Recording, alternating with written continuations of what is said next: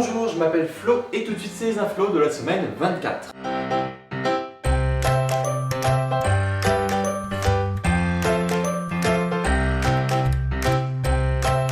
Ce lundi, le journal Metro News nous raconte la mésaventure d'une employée de la sécurité du Carrefour de Port-de-Bouc dans les Bouches-du-Rhône. Cette femme âgée de 49 ans a été licenciée. Qu'est-ce qu'elle a bien pu faire, me direz-vous? Allez-y, dites-le.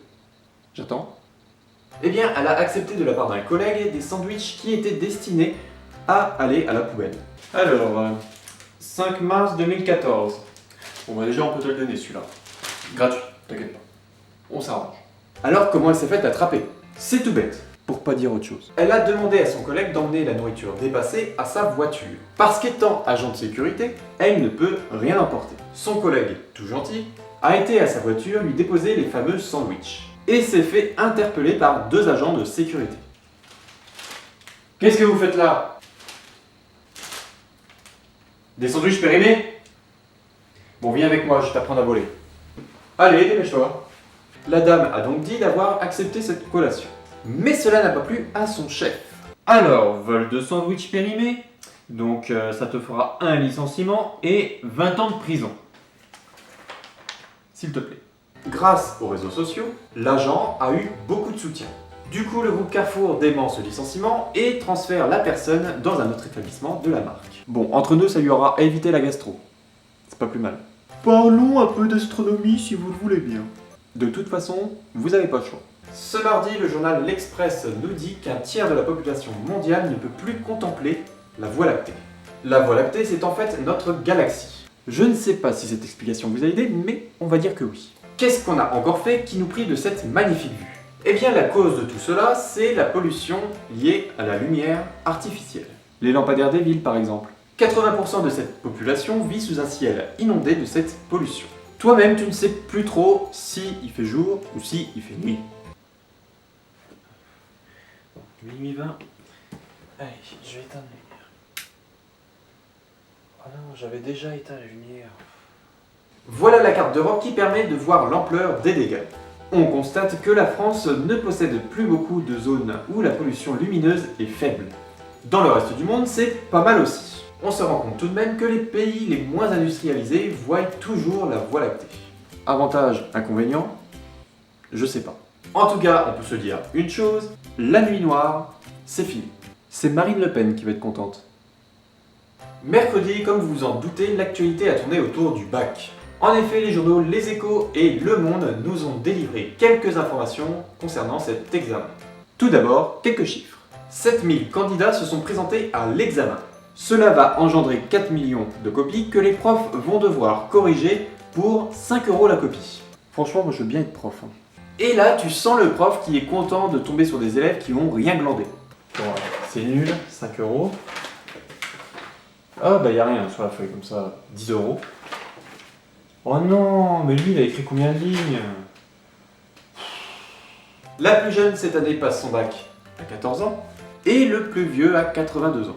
Je vous laisse imaginer ce que cela donne. Ah non, mais c'est trop swag le sujet, je te le fais aucun élève. Posez quoi, posez. Oh mais non, j'ai plus d'encre dans ma plume. You, papier buvard. Une étude a même été menée l'année dernière pour savoir quel prénom a réussi le mieux son examen. Alors les Joséphine, c'est bon, vous avez votre bac, ça c'est sûr. Par contre, les Brian, révisez un peu dans le doute, ça peut aider. Je vous laisse l'image sous les yeux.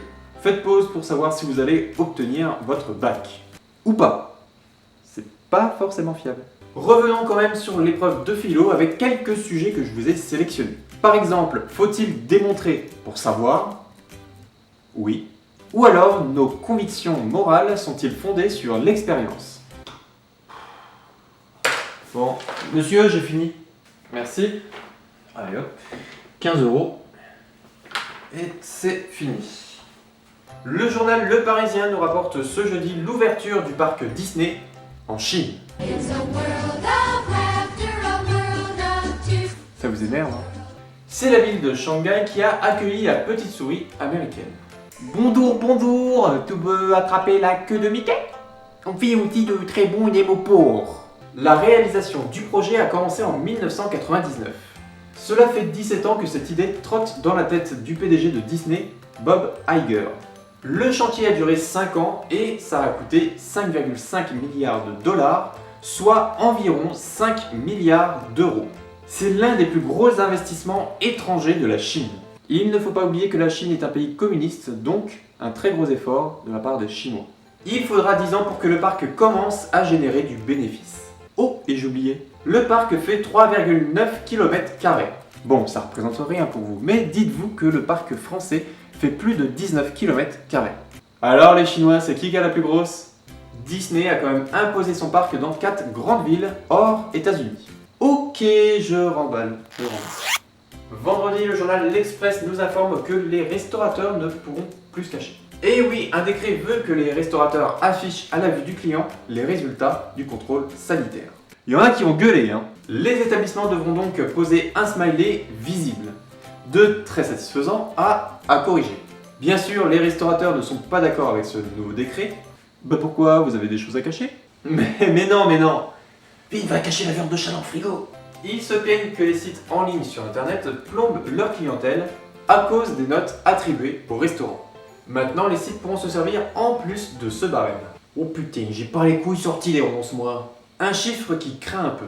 Seulement 34% des restaurants parisiens seraient avec un bon état d'hygiène, 54% avec un état acceptable et 8% un état à améliorer.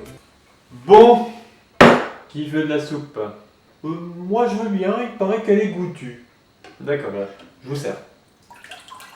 Ah bah tiens, j'avais oublié de la retirer. Bon, c'est ça qui donne le goût, hein. On va pas se mentir. Bon, je reviens. Le gouvernement espère publier ce décret à la fin du mois. En attendant, bon appétit bien sûr. Et voilà, c'est la fin de cette vidéo. Merci de l'avoir regardée. Vous pouvez vous abonner à ma chaîne, ça me fera très plaisir. N'oubliez pas la page Facebook Les Inflos et mon compte Twitter. N'hésitez pas à me dire ce que vous avez pensé de cette vidéo en me mettant un commentaire ou un coup de pouce. Le fameux. On se retrouve samedi prochain. Sur ce, prenez soin de vous. Tchuss!